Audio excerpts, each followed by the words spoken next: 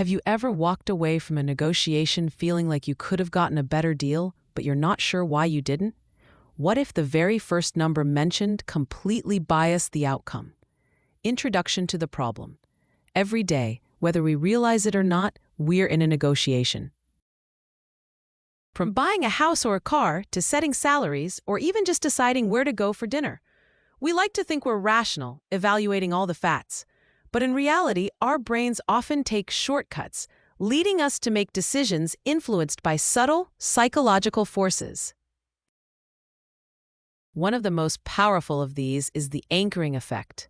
This video will break down what anchoring is, reveal how it's used as a negotiation trick, and most importantly, show you how to leverage it to your advantage or defend yourself against it. Key point 1. What is the anchoring effect? The anchoring effect is a cognitive bias where our minds disproportionately rely on the very first piece of information encountered when making decisions. This initial piece of data, whether it's a price, a statistic, or even a seemingly irrelevant number, becomes an anchor that sets the tone for all subsequent judgments and estimations. Even if the anchor is arbitrary or clearly too high or too low, our brains struggle to adjust sufficiently away from it. It's like dropping an anchor in a harbor. Even if you try to drift, you're always pulled back towards that initial point. This bias is incredibly strong and often operates unconsciously, making us believe we're making independent evaluations when we're actually being swayed by the anchor. Studies have shown that anchors can influence everything from estimating the length of the Mississippi River to predicting the price of real estate.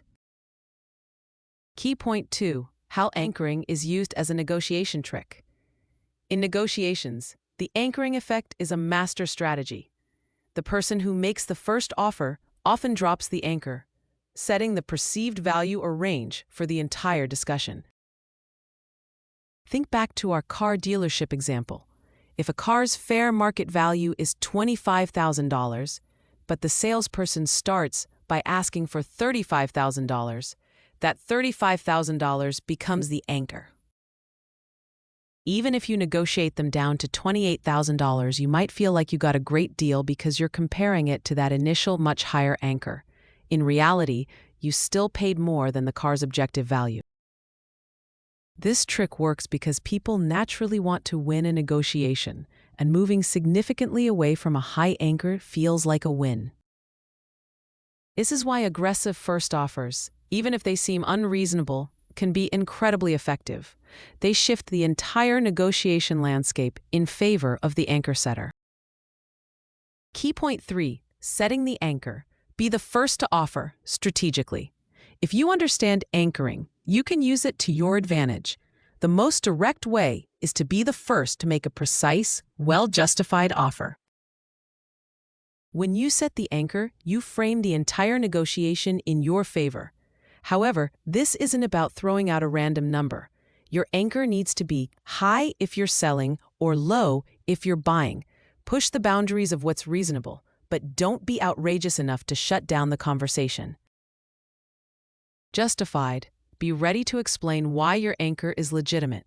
For example, if selling, explain the value, features, or unique aspects that support your price. If buying, explain your budget and the market conditions. Precise. Studies suggest that precise numbers, for example, $52,850 instead of $50,000, can be more effective anchors because they feel more thoughtfully calculated. By strategically setting the first anchor, you pull the subsequent offers and counteroffers towards your desired outcome, making it much harder for the other party to pull the discussion far from your initial point. Key point 4. Defending against the anchor. Research and re-anchoring. What if the other party drops a strong anchor first? Don't panic. You can defend against it. Do your research. This is your best defense. Before any negotiation, know the true market value, your bottom line, and your ideal outcome. If you know a car is worth $25,000, a $35,000 anchor won't faze you because you have your own internal anchor based on data. Ignore the anchor initially. Don't immediately react to their offer. Take a moment. State your own well-researched counteroffer, which effectively re-anchors the discussion.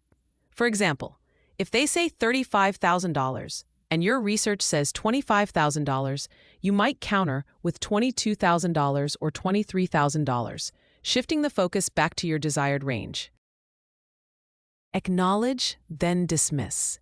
You can briefly acknowledge their anchor. I understand you're asking $35,000, but quickly pivot to your own reasoning and offer. However, based on market analysis and the vehicle's condition, my offer is $23,000.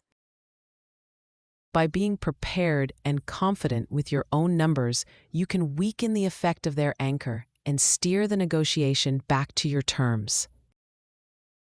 Conclusion: the anchoring effect is a fundamental cognitive bias that profoundly influences how we perceive value and make decisions, especially in negotiations. It highlights how the first number introduced can powerfully set the stage for the entire discussion. By understanding this trick, you gain a significant advantage. You can strategically set the anchor to guide negotiations in your favor, or skillfully defend yourself against an unfavorable anchor by relying on solid research and introducing your own counter-anchor. Master this principle, and you'll be well on your way to getting better deals in every aspect of your life. Ready to master your deals and become